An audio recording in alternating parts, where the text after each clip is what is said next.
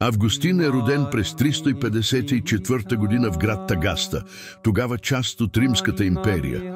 Баща му Патриций бил езичник, дребен земевладелец, човек на страстите, но впоследствие се покръстил малко преди смъртта си.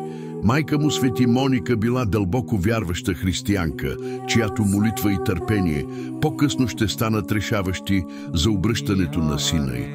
Още като дете Августин показал изключителен ум и любов към ученето. Родителите му го изпратили да учи в Мадавра, а после в Картаген, културен и образователен център на Африка. Там изучавал граматика, риторика и философия, с мечта да стане известен оратор или юрист. В Картаген младият Августин се увлякал по театъра, любовните приключения и светските удоволствия. На 17 години заживял с една жена, чието име не се знае, от която имал син, Адеодат, когото много обичал. Въпреки моралните си колебания, Августин жадувал за истината. Четейки Хортензий на Цицерон, в него се пробудил стремеж към философията, но Библията му се сторила примитивна. Разочарован, Августин заминал за Рим, а после за Милано, където получил място като учител по риторика.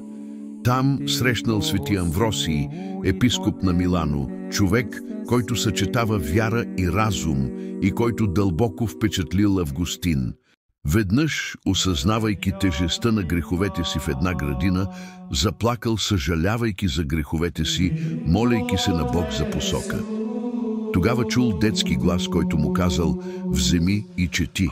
Тогава отворил Библията и прочел послание на свети Павел: «Да ходим благоприлично, както денем, не в пиршества и пиянства, не в блудства и разпътства, не в разпри и зависти, но облечете се в Господа Исуса Христа и не промишлявайте за плътта, за да угаждате на нейните похоти», което го подтикнало към пълно обръщане. След кратко време, през 387 година, Августин бил кръстен от свети Амвросий, заедно с сина си Адеодат. Години по-късно, още в първа глава на изповеди, той пише: «Fecisti nos ad te, Domine, et inquietum est cor nostrum, donec requiescat in te». В превод: «Създал си ни, Господи, за себе си, и неспокойно е сърцето ни, докле не намери покой в Тебе». През епископския си живот се борил с следните ереси.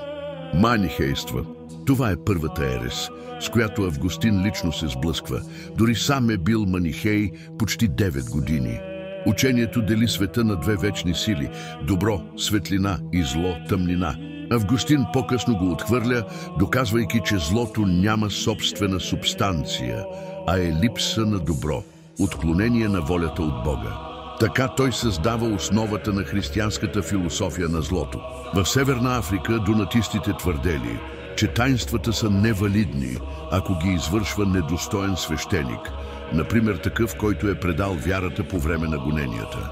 Августин защитава позицията на църквата. Силата на таинствата идва от Христос, а не от човека. Той подчертава единството и универсалността на църквата и борбата му срещу донатистите укрепва католическата доктрина. Пелагий учел, че човек може да се спаси със собствени усилия без нужда от Божията благодат, защото грехът на Адам не се предава на потомците. Августин противопоставя: човек е засегнат от първородния грях, само благодатта може да изцели и спаси човешката воля. Без Христос не можем да извършим истинско добро.